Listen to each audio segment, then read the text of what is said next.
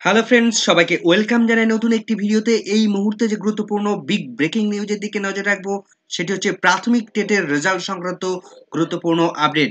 প্রাথমিক TET 2023-এর result প্রকাশ করতে চলেছে প্রাথমিক শিক্ষা পর্ষদ। আগামী সপ্তাহে অ্যান্সার কি প্রকাশ করতে চলেছে পর্ষদ। কতগুলো স্টেপ মেনে এই ফাইনাল অ্যান্সার কি, ফাইনাল রেজাল্ট প্রকাশ করবে প্রাথমিক শিক্ষা পর্ষদ। আমরা জেনে নেব সে স্টেপগুলো কিভাবে প্রাথমিক শিক্ষা পর্ষদ তারা অগ্রসর হতে চলেছে। তো চলুন বিস্তারিত আপডেটটা আমরা জেনে নেব। তো ভিডিও শুরু করার আগে বলে রাখবো, বন্ধুরা যারা চ্যানেলটিতে নতুন আছেন অবশ্যই একটু সাবস্ক্রাইব করে রাখার অনুরোধ রইল, এবং ভিডিওটি ভালো লাগলে অবশ্যই একটু লাইক এবং কমেন্ট করে যাবেন।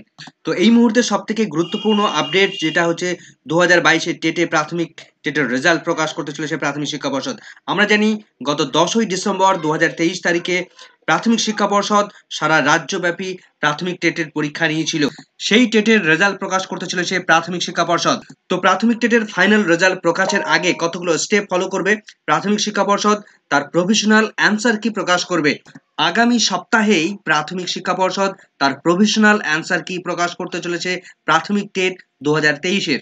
এরপর লোকসভা ভোটের ঠিক আগেই এই ফাইনাল রেজাল্ট প্রকাশ করে দেবে প্রাথমিক টেট 2023-এর।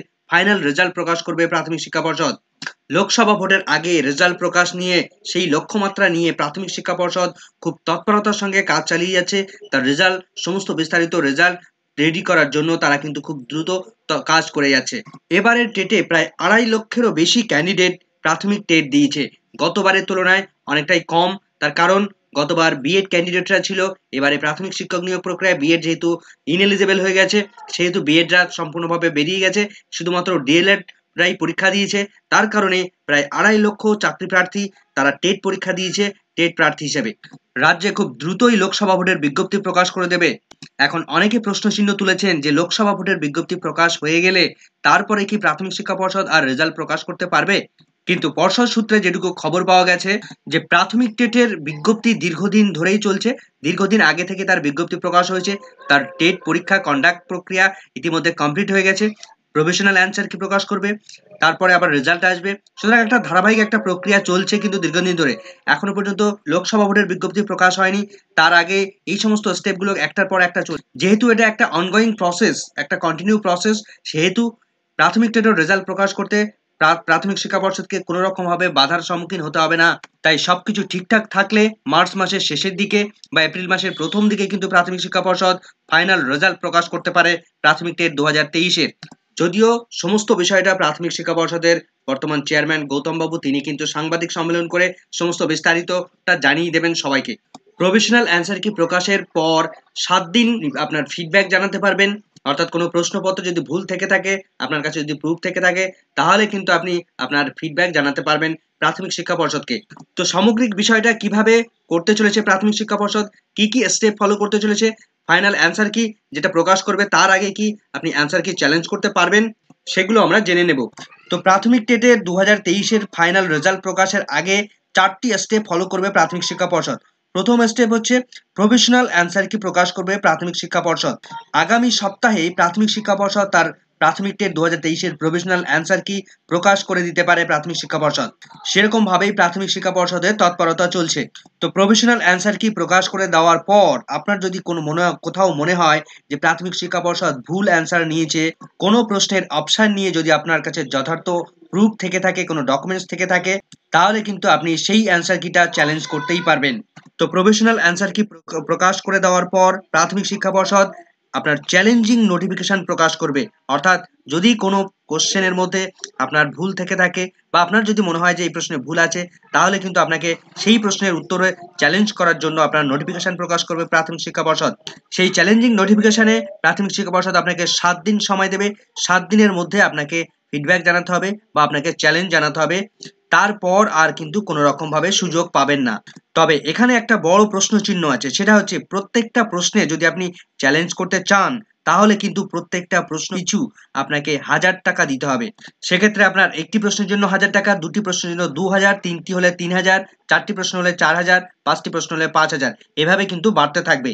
তবে প্রাথমিক শিক্ষা পর্ষদের অ্যান্সার কি দেওয়ার পর আপনি যদি কোনো একটি প্রশ্নের চ্যালেঞ্জ করেন, তাহলে সেই অ্যান্সার কি যদি প্রাথমিক শিক্ষা পর্ষদ যদি মনে করে যে না ক্যান্ডিডেট ঠিকই বলছে, আপনার যে ডকুমেন্টস যে প্রুফ আপনি দেবেন সেটা যদি মনে করবে প্রাথমিক শিক্ষা পর্ষদ যে হ্যাঁ সেই ডকুমেন্টস ঠিকঠাকভাবে সাবমিট করেছে, সেই অ্যান্সার কিটা যদি চেঞ্জ করে প্রাথমিক শিক্ষা পর্ষদ, তাহলে আপনি কিন্তু সেই প্রশ্নের জন্য টাকা রিফান্ড পাবেন। অর্থাৎ আপনি সেই প্রশ্নের জন্য 1000 টাকা কিন্তু আপনার অ্যাকাউন্টে ফিরিয়ে দেওয়া হবে। তো সেই প্রভিশনাল অ্যান্সার কিগুলো চ্যালেঞ্জ করার জন্য আপনি হাতে মাত্র 7টা দিন সময় পাবেন। তো সেই 7 দিন অতিবাহিত হয়ে যাওয়ার পর তার কিছুদিন পর প্রাথমিক শিক্ষা পর্ষদ কিন্তু ফাইনাল অ্যান্সার কি প্রকাশ করবে। একবার ফাইনাল অ্যান্সার কি প্রকাশ হয়ে গেলে তারপর কিন্তু কোনো রকম ভাবে আর কোনো অ্যান্সার কিতে চেঞ্জ করবে না প্রাথমিক শিক্ষা পর্ষদ। এবং ফাইনাল অ্যান্সার কি প্রকাশ করে দেওয়ার পর বেশ কিছুদিন পর আপনার রেজাল্ট প্রকাশ করে দেবে প্রাথমিক টেট 2023-এর। তাহলে আমরা দেখলাম 4টি স্টেজ রয়েছে।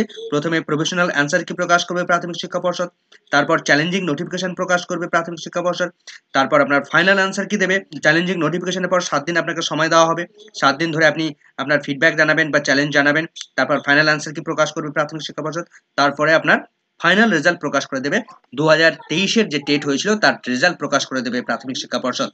তবে এখানে একটা বিষয় আগেই বলে রাখি, কোনো একটি প্রশ্নের ক্ষেত্রে যদি আপনার সাপোর্টিং ডকুমেন্টস আছে বলে আপনি মনে করেন, তাহলে আপনি কি ধরনের সাপোর্টিং ডকুমেন্টস দিতে পারেন। দেখুন, গতবার অর্থাৎ 2022-এর যে প্রাথমিক টেট হয়েছিল সেই টেটে যারা চ্যালেঞ্জ করেছিল সেখানে প্রাথমিক শিক্ষা পর্ষদ তারা জানিয়েছিল যে প্রাথমিক শিক্ষা পর্ষদ অ্যান্সার কির জন্য সেই সমস্ত ডকুমেন্টস, সেই সমস্ত টেক্সট বুককে মান্যতা দেবে যেগুলো গভর্নমেন্ট দ্বারা স্বীকৃত, অর্থাৎ সেটা রাজ্য সরকার হতে পারে বা সেন্ট্রাল গভর্নমেন্ট হতে পারে।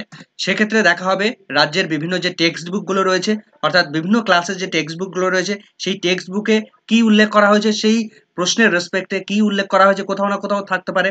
তাছাড়া এনসিটির যে বইগুলো রয়েছে সেই বইগুলো আপনার সাপোর্টিং ডকুমেন্ট হিসেবে আপনি সাবমিট করতে পারবেন। তাছাড়া ডিএলএড যে করায় প্রাথমিক শিক্ষা পর্ষদ, সেই ডিএলএড এর যে সমস্ত টেক্সট বুকগুলো রয়েছে সেই টেক্সট বুকের মধ্যে যে সমস্ত অ্যান্সারগুলো রয়েছে সেইগুলো কিন্তু আপনি সাপোর্টিং প্রুফ হিসেবে সাবমিট করতে পারবেন। এখানে বলে রাখা ভালো, কোনো পেপার কাটিং বা এই জাতীয় নোটবুক, এই জাতীয় কোনো প্রুফ কিন্তু আপনি সাপোর্টিং ডকুমেন্টস হিসেবে দেখাতে পারবেন না। অনেক সময় সেই সমস্ত বিভিন্ন নোট বইগুলোতে ভুল ভ্রান্তি থাকে, সেই কারণে নোট বইগুলোর কিন্তু কোনো রকম ভাবে মান্যতা দেবে না প্রাথমিক শিক্ষা পর্ষদ। একমাত্র টেক্সট বই, রেফারেন্স বই আপনি মান্যতা পাবেন কোনো প্রশ্নের অ্যান্সার কি হিসেবে, অ্যান্সার কি প্রুফ হিসেবে। এর আগে যে টেটটা হয়েছিল অর্থাৎ 2022-এ যে প্রাথমিক টেট হয়েছিল সেই টেটেও কিন্তু একই রকম ভাবে চ্যালেঞ্জ করতে দিয়েছিল প্রাথমিক শিক্ষা পর্ষদ। কিন্তু সেই চ্যালেঞ্জ করার পরেও বেশ কিছু ক্ষেত্রে প্রাথমিক শিক্ষা পর্ষদ ক্যান্ডিডেটরা তারা দাবি জানিয়েছে যে এই সমস্ত প্রশ্নের অ্যান্সার কি চেঞ্জ হওয়া উচিত ছিল। সেক্ষেত্রে প্রাথমিক শিক্ষা পর্ষদ কিন্তু তার জায়গা থেকে চেঞ্জ করেনি, মানে অনড় ছিল।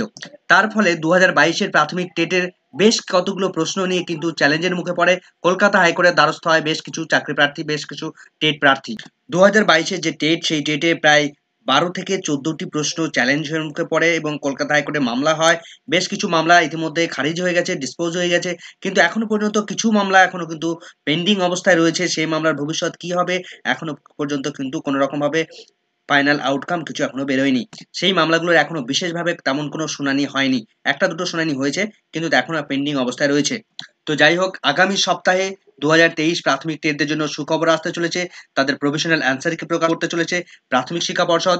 তবে এবছর কোশ্চেন পেপার বেশ টাফ হয়েছিল, বেশ কঠিন হয়েছিল। সেক্ষেত্রে পাশের হার কিন্তু গত 2022-এর টেটের তুলনায় 2023-এর টেটে পাশের হার অনেকটাই কমে যাবে, এটুকু কিন্তু বলার অপেক্ষা রাখে না। কেননা কোশ্চেন যথেষ্ট পরিমাণে টাফ হয়েছিল, বিভিন্ন ডেপথ লেভেলের কোশ্চেন হয়েছিল।